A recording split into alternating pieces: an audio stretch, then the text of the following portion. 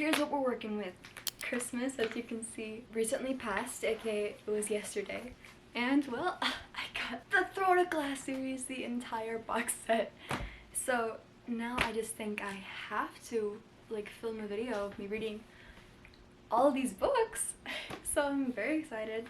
Yeah, I know nothing about this series so far, except I saw like one fan art on Pinterest. And it was a spoiler, I'm pretty sure, but I don't know the names of the characters I saw in it. Like, I saw something like Sam, not sure, but you know, I'm ready for whatever ride this series is gonna take me on. So I heard this book is kind of like a collection of short stories about the main character's life. Hold on. Get out! Sorry about the angle change again, but I just want to like get this book out. I can't. It's impossible. Oh my god. All the other books are coming out except this one. It should not be this hard to get a book out. I got it out. The twist of a knife. The birth of a legend. So, I'm starting with this one. I think this book is like a collection of short stories, and I'm a little concerned because usually short stories you can't really like get into them, so I'm afraid I'm not going to enjoy my experience reading this, but we'll see. I hope I do, but I really just want to get through this one super quickly so I can get into the first book, Throne of Glass. So yeah, I guess let's start reading the series.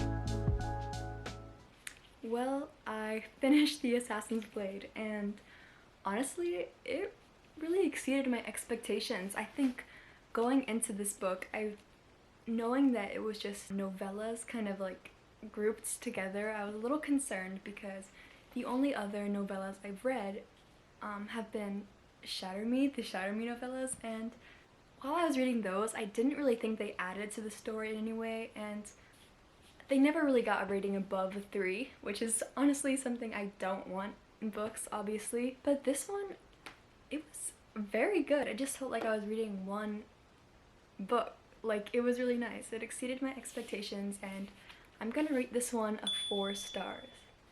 But I do think one of the reasons I gave this a 4-star was because of how low my expectations were going into this book. So I have to be really careful with Throne of Glass and the rest of the series because all I hear are good things about it, but other times I've gone into series with very high expectations. I've come out of it like, did we read the same book? So honestly, I'm just gonna wipe my slate clean, pretend this is a series I found through myself, and read it with no expectations, no hopes, and hopefully it'll be good. I was gonna try to keep this video spoiler free, but I do have some thoughts that I have to share, so I'm gonna input a clip and it will have spoilers, so I'll give you the timestamp if you want to skip past the spoilers, but I need to share it because I have to talk, okay?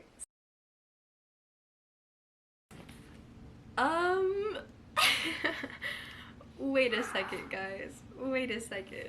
I'm on chapter 8 of the final like novella. What's it called? The Assassin and the Empire, I think. And did Sam just die? Like, I knew it would happen, right? But right now?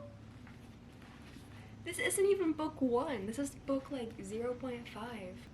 Oh my god. Did he really? I gotta keep reading and I'll be back. Wait, no way. No way, right? Like, I thought this would happen in like book 6 or something. Here it is! Here's the fan art! Wordlessly, she unfastened her cloak and spread it over Sam, covering the damage that had been so carefully inflicted. She climbed onto the wooden table and lay beside him, stretching an arm across his middle, holding him close. The body still smelled faintly like Sam and like the cheap soap, blah blah blah blah blah. Oh my god. That she couldn't let him. Oh my god, the lavender soap. Book 1, and he's dead. Wow. Okay. That's really interesting. Okay. Okay. But anyways, now that I finished The Assassin's Blade, I'm going into Throne of Glass, the official first book of the series. It's gonna be interesting, so I guess let's get into reading Throne of Glass.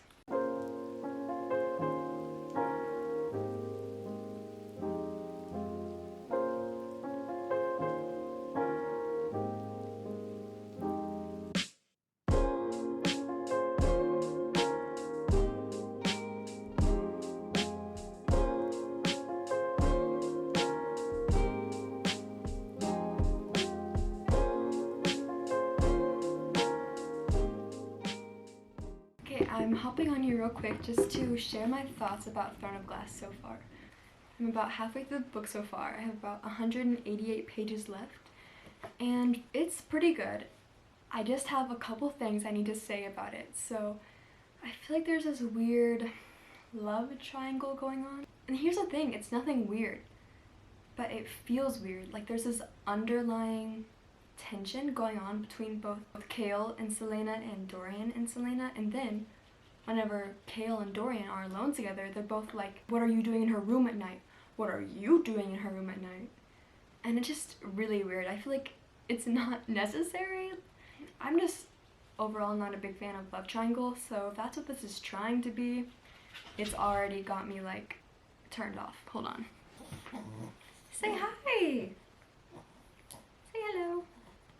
Oh, and also, if the author is trying to create a romantic relationship with one of those two characters, I feel like it's just really unneeded and unnecessary because I feel like we moved on from the events of the prologue so quickly.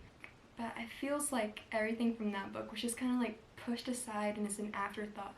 And I mean, obviously it is because the author wrote it after she wrote the first book, Throne of Glass. But as someone who has read that book first, it does feel like any romantic relationship right now would be really almost forceful. Like the author just kind of wants Celaena to be in a relationship, which I hope is not the case. Hopefully it'll just happen like slowly over time and not be really rushed, like it kind of feels like is happening right now. But that's all I have to say right now, so I'm gonna keep reading this and I'll update you when I have more thoughts or when this book is finished.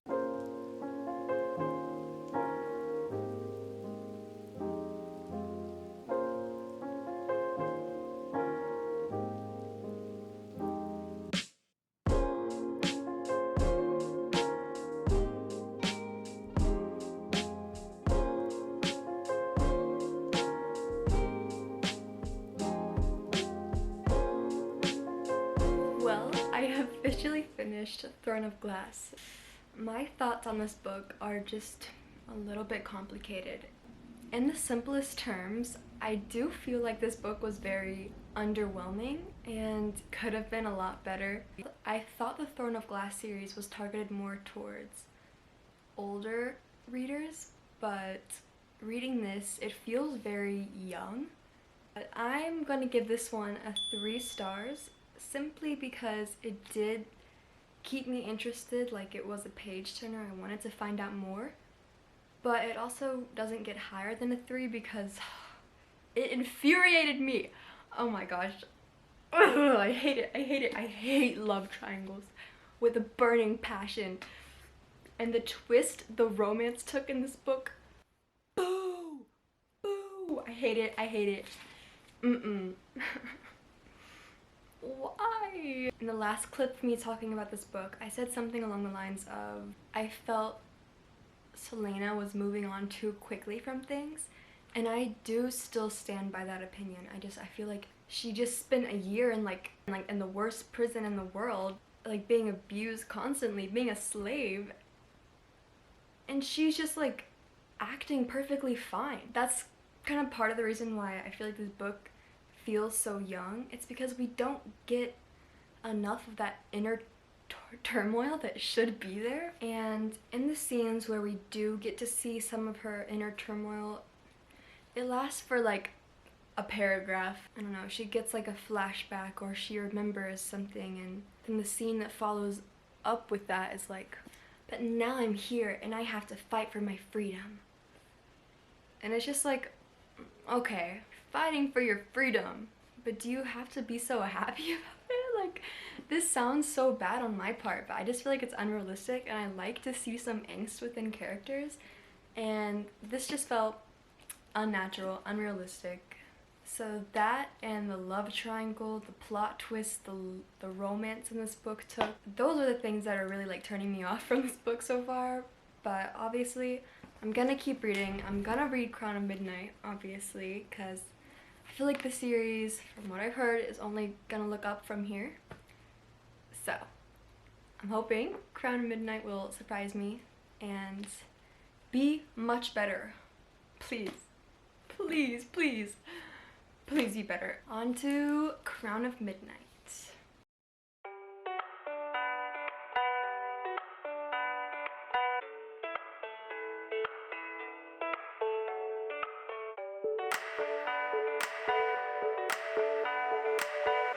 I was just about to put my camera to charge for the night, but man,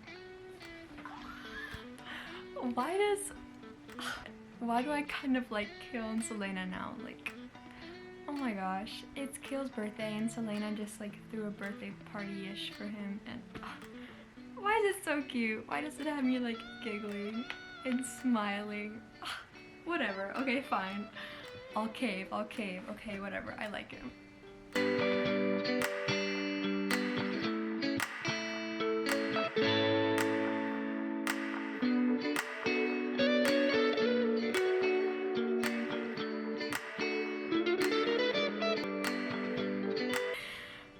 Well, just kidding. I think Selena just ruined it.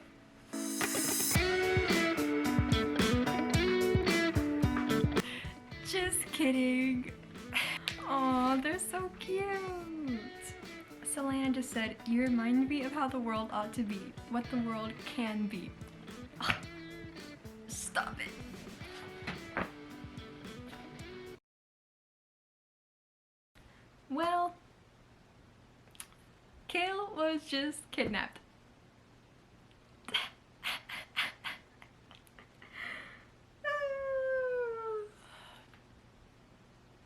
This really is Sam 2.0.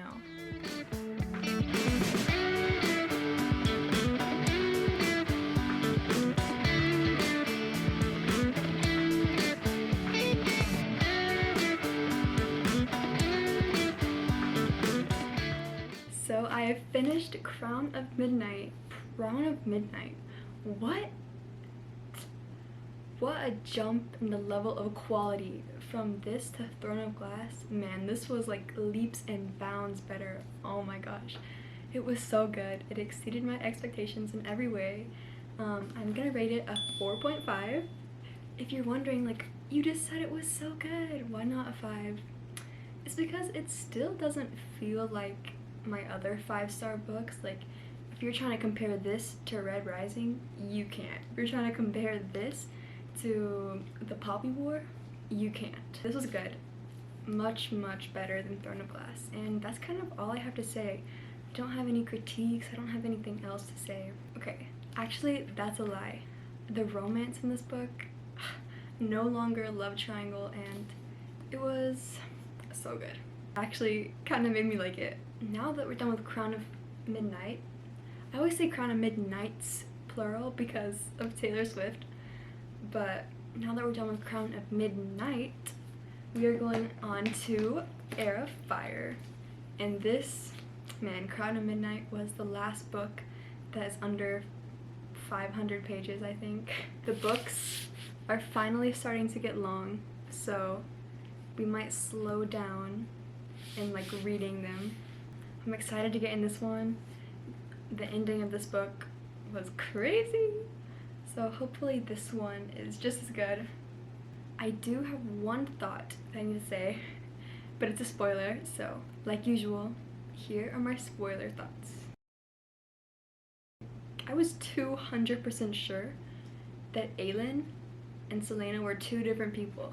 Before even reading the series, I thought it was about a girl named Aelin, but then I'm reading it and bam, Celaena. So I'm like, okay, maybe we'll just meet Aelin later. Celaena and Aelin are really the same person? I could have sworn they were two different people. I thought I saw fan art of both Celaena and Aelin, and they were completely different. Well, not really. They were both blonde, but that was the only similarity. And I thought Celaena was more like a golden blonde, and Aelin was like ash, like, what's it called?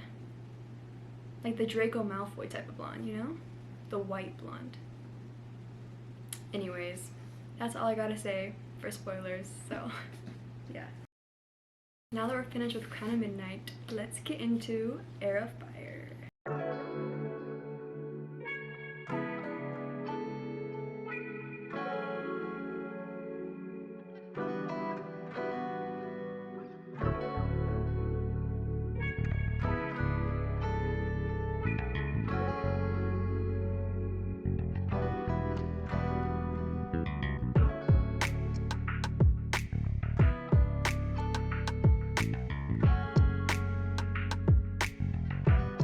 Do Celaena and Rowan have something going on, like romantically? Because this is so weird. Aren't they literally related?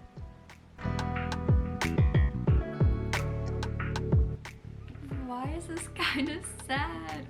We're getting flashbacks to like Celaena's childhood right now, and why is this kind of sad?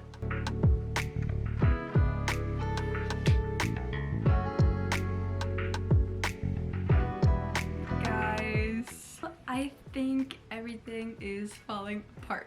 Starting chapter 64. Nothing bad is gonna happen. It's okay.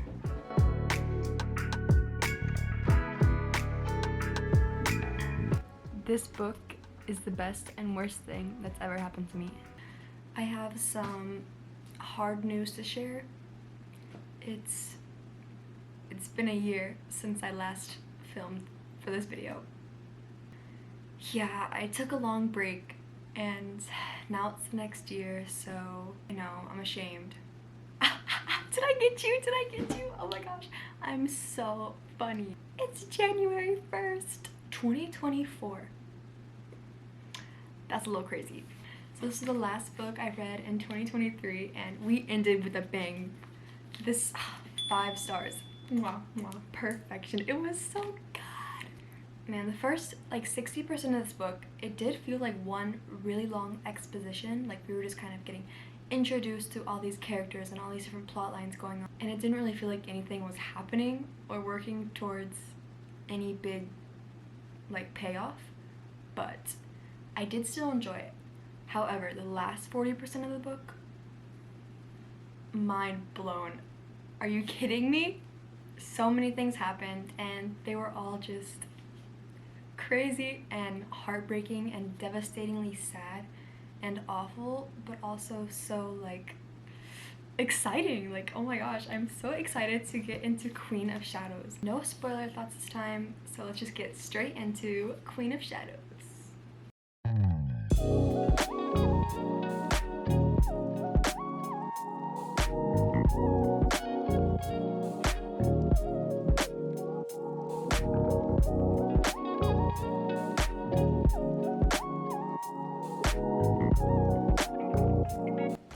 Arobynn really creeps me out. He's like disgusting and awful. And how has he made it this long? How is he still here?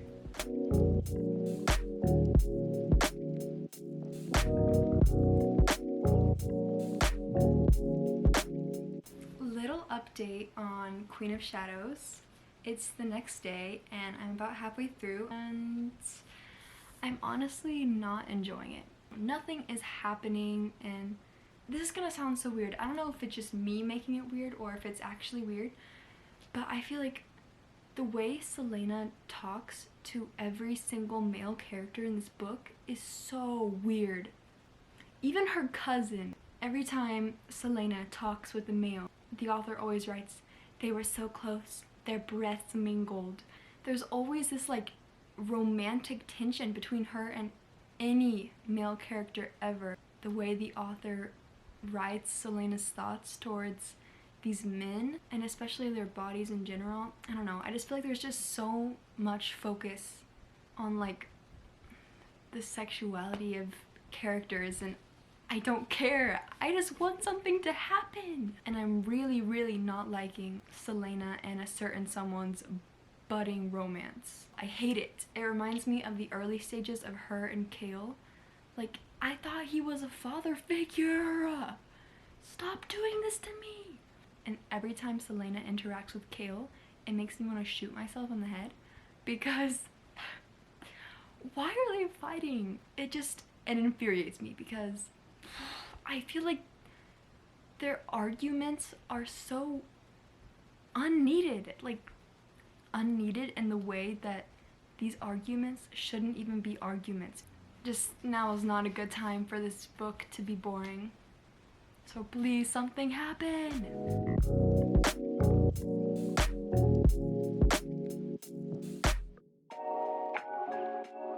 Guys, something's finally happened. But it's not good.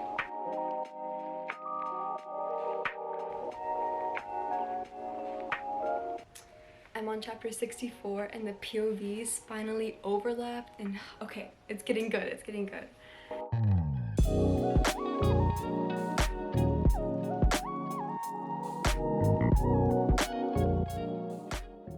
So, I finished Queen of Shadows, and I'm gonna rate this one 4 stars. As you saw in my clips previously, I had very mixed feelings over this book because the first 50% of the book, absolutely bore me to death. Nothing was happening, all the characters were acting insufferable, and I couldn't deal with it. But I pushed through, and the last like 40% of the book were, once again, very good, so it made up for it. I really hate Sarah J. Maas for always giving Selena a love interest that I hate in the beginning, and then I grow to love, and then something inevitably happens to them. Nothing's happened to this one yet, but I sense it coming. We have 3 books left, but if you want to know the line that converted me on my feelings towards Rowan, it was when Selena said, "You make me want to live, not survive, not exist, live." Ugh. Whatever, that's so cute. So yeah, he better not ruin my opinion of him, or die. You know, either of those, don't do it. But I'm really loving every character right now, except for Cale. Yeah, Cale, I do feel a little bad for him for the events that happened, but I don't know, kind of deserved because I don't like him. A POV that really surprised me was Manon, for sure, because I really love reading her story. I don't know, her and like her 13 and Elide or whatever, they're all great, and I love it. And whenever Manon and Selena finally crossed paths, that was a turning point of this book for sure. That's when it started looking up, and that was so good. I love it. So yeah, besides the first 50% of this book where I was hating everything, this was really good. 4 stars. So now, are you ready for this, guys? The tandem read is finally upon us. So there's a reading order, I'll put it up on the screen somewhere, for how to like switch in between these books to get the best reading experience, so you don't gotta like go to this one and then jump back in time to this one. So I'm pretty excited, pretty nervous. I hope it's okay. I heard this book is pretty boring, but this book is good. I don't know, we'll see. I hope Manon gets a POV in either of these. Am I saying that right? Manon? Manon? Whatever. Manon? Nah. On to Tower of Dawn and Empire of Storms.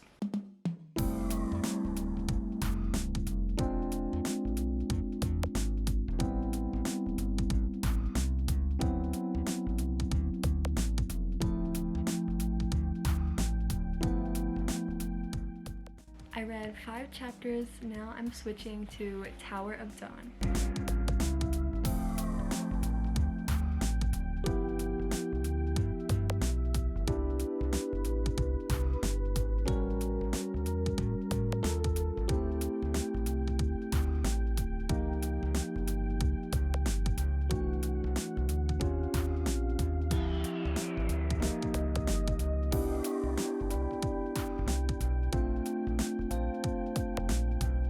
I'm on chapter 17 of Empire of Storms, and why is this so sad? Wait a second, guys, like...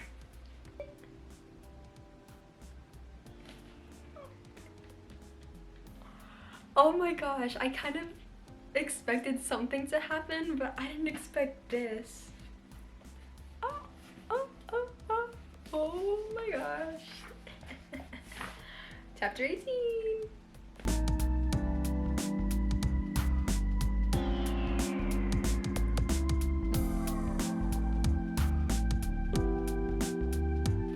Okay, I'm on chapter 48 of Empire of Storms, and do not tell me that Aelin is pregnant right now.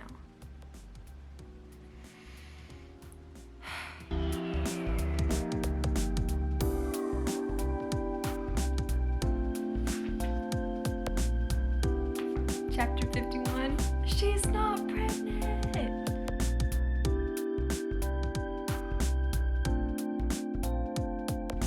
I just took a shower and I'm about to get ready, but I'm in the last stretch of Empire of Storms. I have 8 chapters left, so I'm gonna finish this. Oh my gosh. Okay, so let's start listening.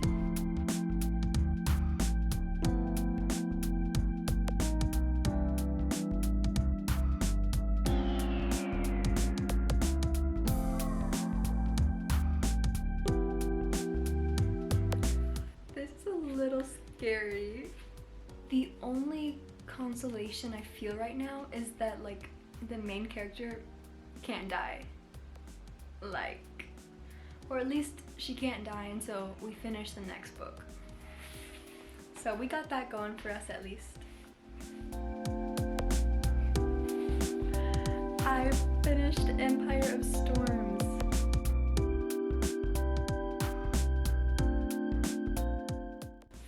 Okay, as much as I hate on Kale, if he dies right now, that would be honestly awful. So please don't. Please don't.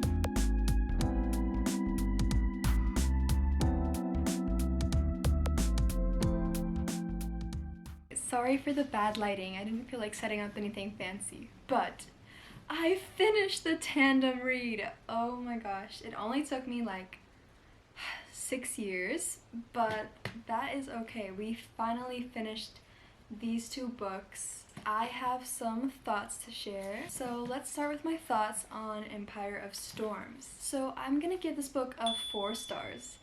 That's kind of a recurring theme throughout this book series, but just like I said previously, it did not get that 5-star feeling. However, I want to compliment Sarah J. Maas's writing because she is an amazing writer and everything just flows together so well. It's literally just a spider's web, you know? You don't see the full picture until the very end, but you know it'll be worth it. But this book gets a 4 stars because even though it was good, the romance, I'm sorry, I don't get it. I don't really like Aelin and Rowan. I'm gonna be completely honest, but it's not even just that. Everyone is finding a partner. And sometimes that's good, but this, it just felt like it was too much, okay? And everyone was getting banged in this book, okay? Everyone. No one could keep their hands to themselves, and the amount of times I had to read maleness, his maleness, what is that? It all feels so random. It's like she does really just want to give these women a love interest, and while it's not bad, it's also not great as if it doesn't contribute to the plot, which I feel like sometimes it did, but in 2 cases it didn't. You can pick out those two cases if you want. I'm not gonna say anything. The ending of this book. I guess I must have missed something involving Lorcan because, I don't know. I was just a little confused at the end. Oops. But anyways, on to Tower of Dawn. I love this book. Hated Cale going into it from, what's it called? Queen of Shadows? Is that the last one? I disliked him immensely. But this book made up for it until the end. But then it got better again. I don't know. But I'm gonna give this one a 4.5. And yes, it's like impossible for me to give books 5 stars, which usually it isn't. But for this series, it kind of is. So yeah, 4.5. This book was a lot slower than Empire of Storms, but I really liked it because unlike Empire of Storms, the slower parts, like comparatively, the slower parts in Empire of Storms and the slow parts in Tower of Dawn on a completely different level, okay? This one was like up here, Empire of Storms was like down here. When this book was slow, I was kind of like, okay, let's pick it back up. But when this one was slow, I was like, oh my gosh, this is so good. And I wanted it to stay like that. Like, I didn't feel any need to rush on to the next thing like I did in this book. But this book, I really loved all the characters in it.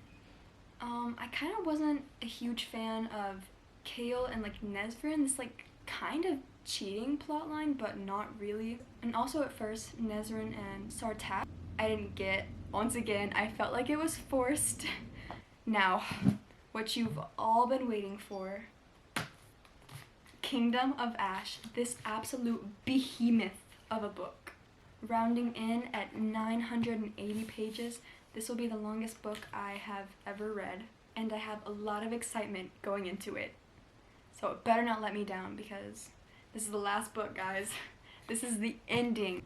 It's kind of really hard to predict how it will go, or at least for me, because would she kill off her main characters? Kind of not. They kind of do have like incredible plot armor. They just cannot die. It's impossible, actually. But then this is the last book. Like, would she take that away? Would she kill someone? I don't know. I predict that if any characters are gonna die, it'll be Aedion or Lysandra. Or them both, and they'll like die in each other's arms. Or it'll be Dorian, because of that one kind of spoiler fan art I saw. But we'll see, we'll see.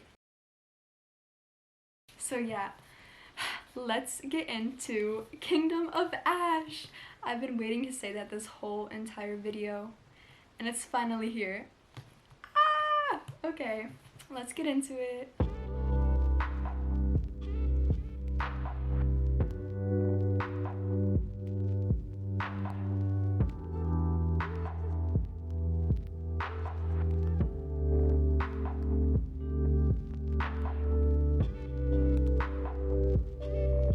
So far this book has been very fast-paced, but I'm on chapter 27, page 245, and something crazy is happening and I'm a little scared. Oh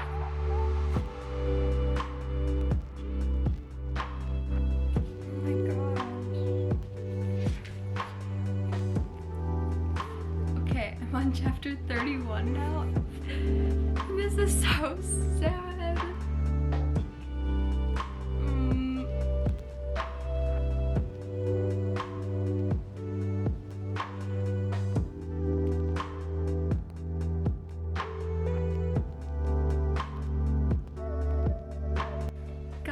I fear one of my predictions is about to come true.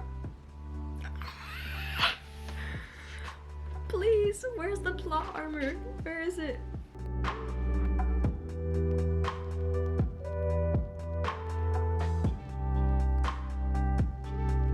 I have to cover so I don't look.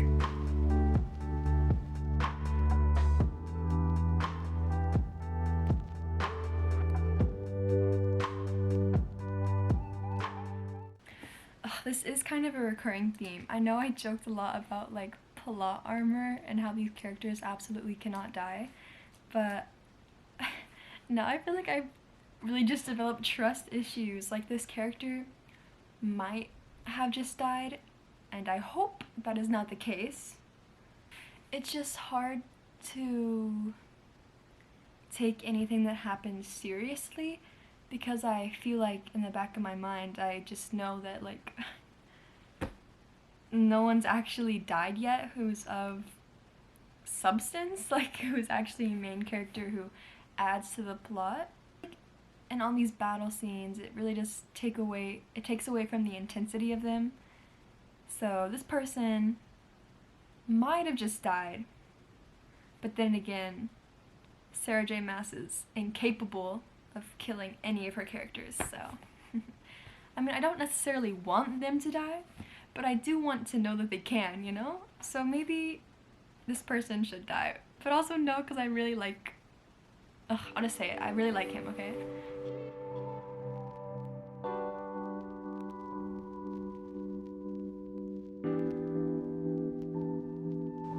Oh my god.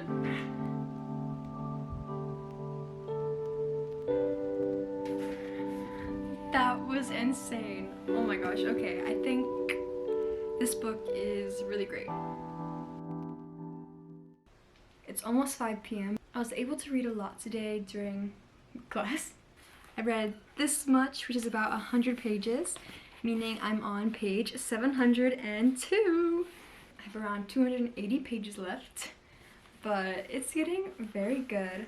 All the like battle scenes I really like, except that one critique that I think still stands. Everyone is always gonna show up last minute and save these people. That is one thing in this book. There will be a whole new group of people ready to fight for you at the last second when you're about to die. That is basically what this book is, but I'm really loving Dorian. Him and Manon, that's my favorite POV.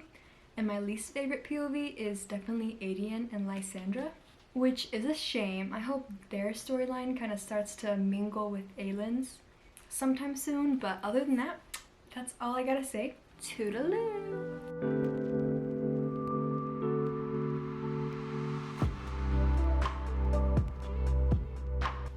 Dorian is for real being the MVP in this book. It's so good. Okay, I was just working out and listening to the audiobook, but I had to stop, okay? I was on the treadmill, I was running, doing my thing. And then something bad happened. So, paused my workout so I can inhale this with my eyes and not just my ears because I got a bad feeling.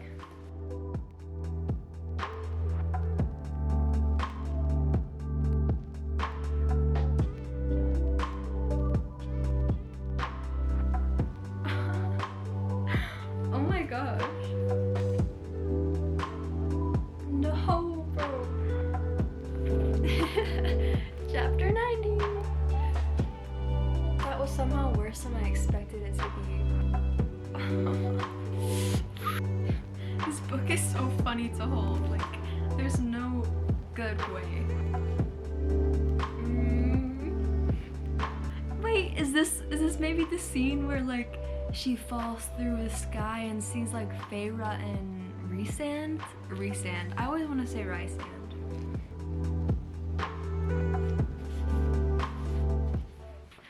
This might seem kind of random, but I just realized I'm having all these like stupid reactions over words on paper. This is what has me like freaking out right now. Well.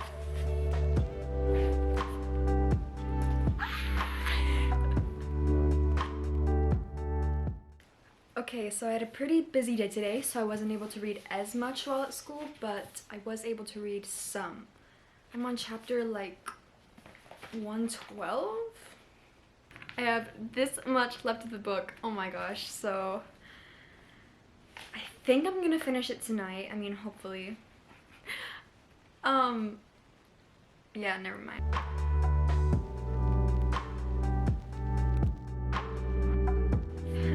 I'm scared. Ah.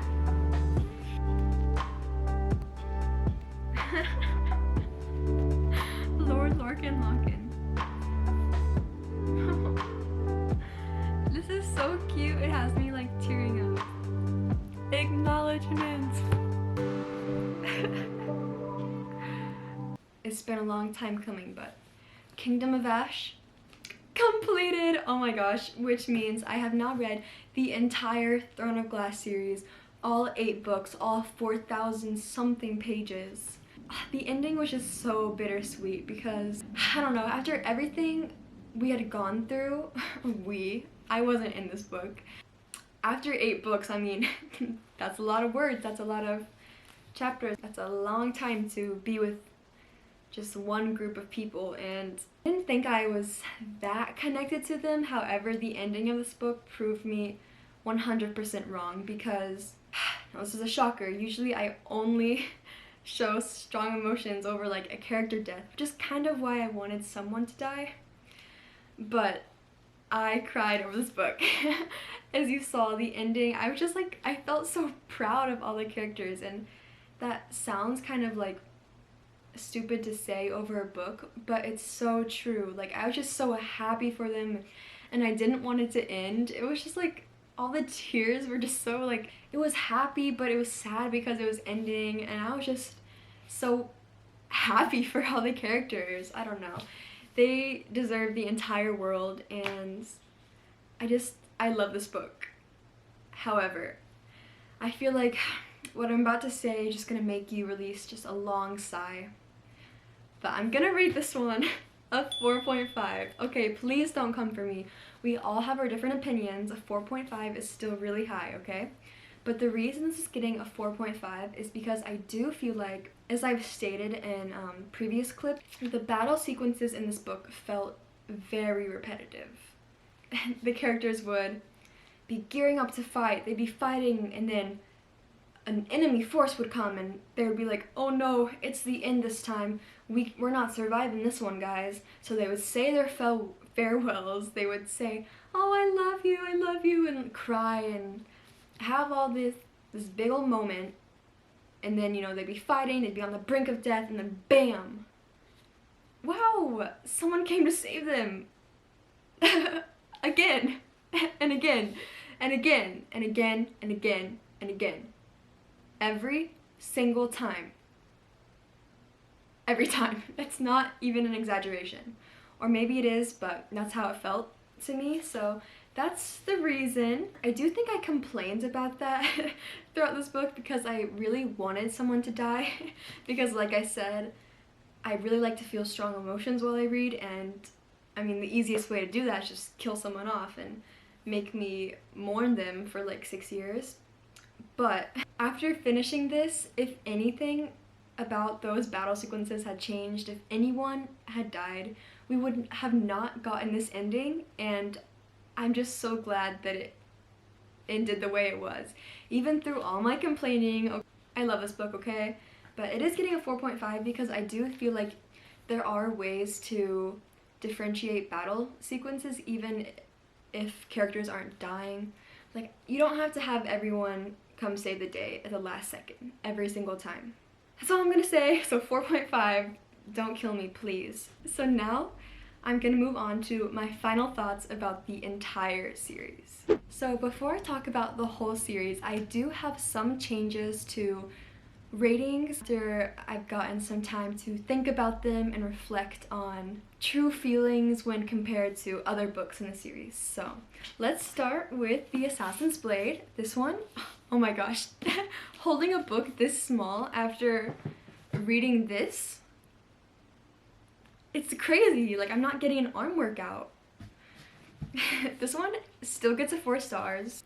Throne of Glass, 3 stars. Crown of Midnight, what was it? This one got a 4.5. Heir of Fire. This is the only 5-star book I gave out in the series, but it was deserving. It was so good. 5 stars. Queen of Shadows. So I changed this rating.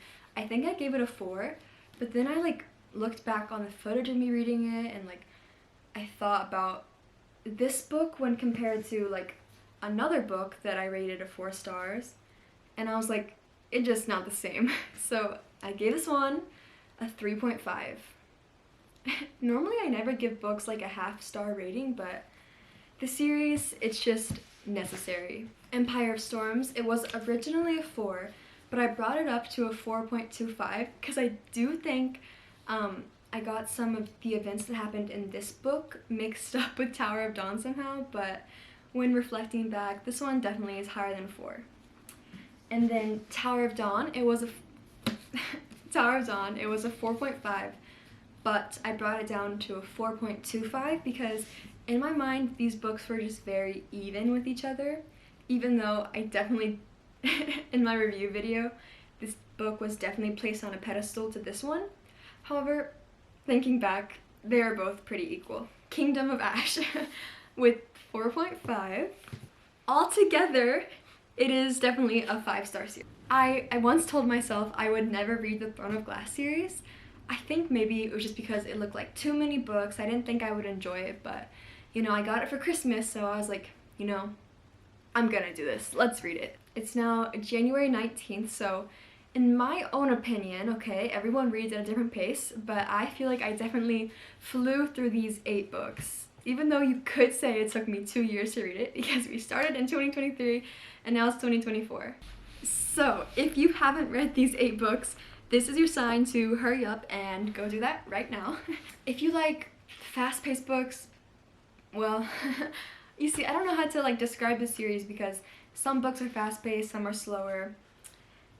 Let's just say this, if you like good books and you want to have a good time, you want to get invested in characters, you want to learn everything about a world you possibly can, if you like magic, if you like fantasy, if you like romance, read this series right now. Because while I did only give only one book a 5-star, please don't let that deter you from reading the series because it is just so fun and exciting and rewarding in like every single way. Everything you read will eventually become important, and it's just so fun to watch all those threads kind of weave together over time, and I had a great time reading this. I would do it all over again if I could for the first time, but unfortunately it's over now, and I can finally go look at all the fan art without spoiling anything to myself. So I'm very happy about that. I'm gonna go do that, so I'll be kind of offline for the next 6 to 7 weeks, and that is the end of this video. We have now read all of the Throne of Glass series, and I've been yapping on for forever now, but this is truly the end of the video. Count how many times I've said that. Did I ever introduce myself? Is it too late to introduce myself at the end of a video? Maybe, but my name is Erica. My last name is Vodder, if you're wondering how to say that. That's so weird to say. Thank you for watching this video. If you're still here, dedicated, that's all I gotta say. Thank you, and leave a like down below, I guess. And you know, subscribe if you want more awesome, super duper cool videos just like this one. I'll see you next time. Maybe not. Bye!